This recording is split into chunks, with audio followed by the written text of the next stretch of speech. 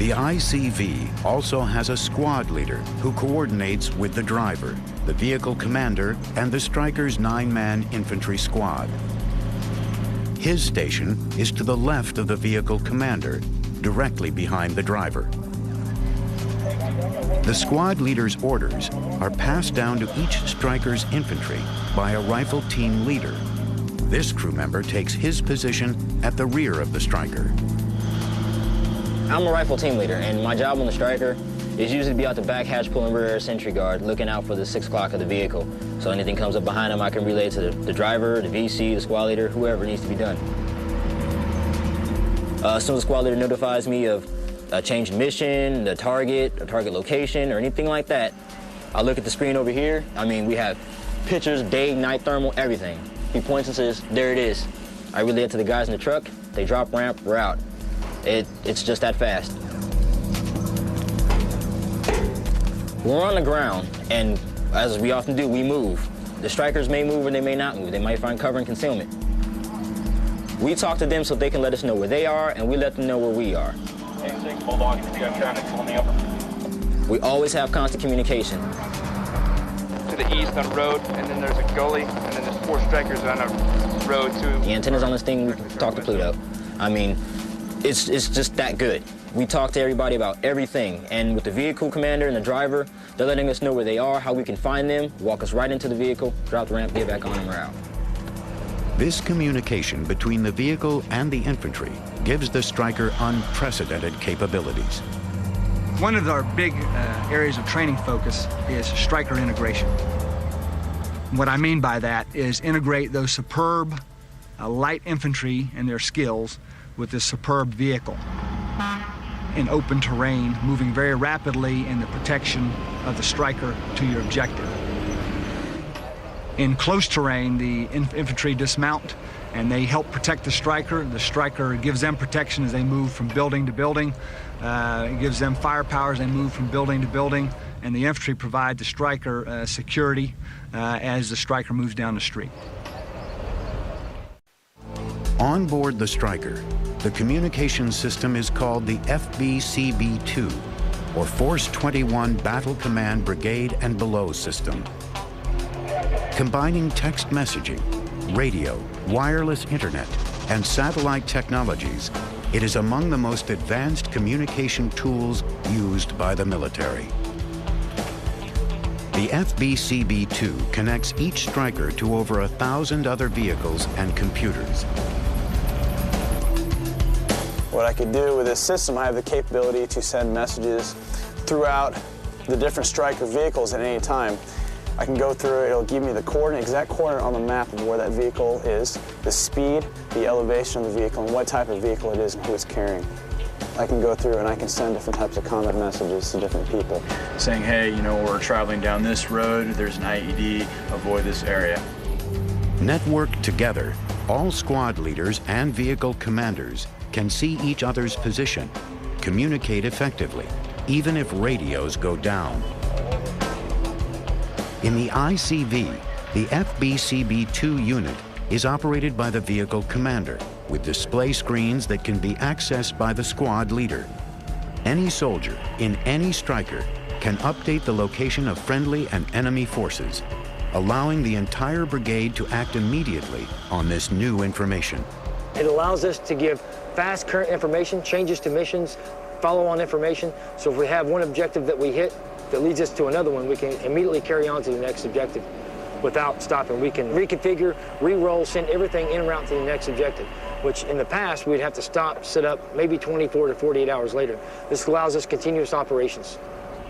Everyone from the commander to the foot soldier has the same picture of the battlefield.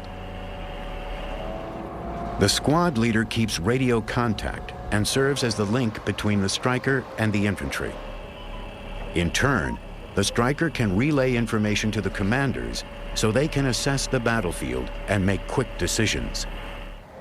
It's like having a second radio, but it's faster and you can just do so much with it. It's just like having the internet, email system on the truck. You can send warnings out with it. It's like having a map, a radio, a total package. I can go ahead and type a message and plot the bad guys on there. If I ran into an obstacle, I can plot it on the map. So it's just an awesome tool. Connected through this secure network, Strykers constantly update each other on enemy positions. And when they encounter hostile fire en route, the vehicles are equipped with a powerful suite of weapons systems. Inside the Stryker, the vehicle commander aims and fires weapons remotely using a joystick and a targeting screen.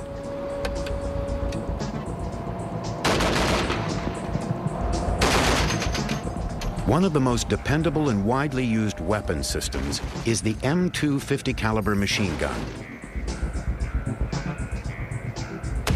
Capable of firing 550 half-inch diameter rounds per minute, the 50 cal can effectively engage enemy targets at distances up to 2,000 meters, or a little over a mile.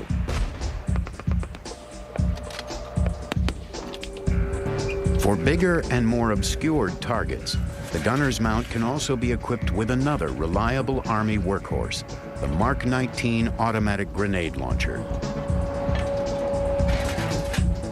Its 1.5-inch barrel fires 60 rounds per minute, hitting targets within a 50-foot swath and piercing enemy armor up to 2 inches thick.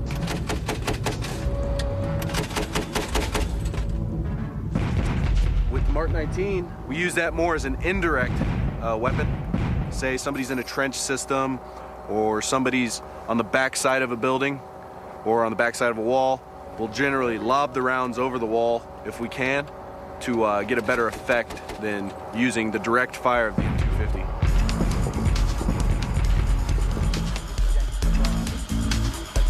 All Strykers have a potent array of weapons,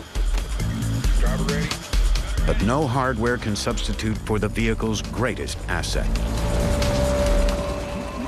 The most lethal thing about a Stryker is the 9-man infantry squad that comes out the back to dismount and take the fight to the enemy in close combat.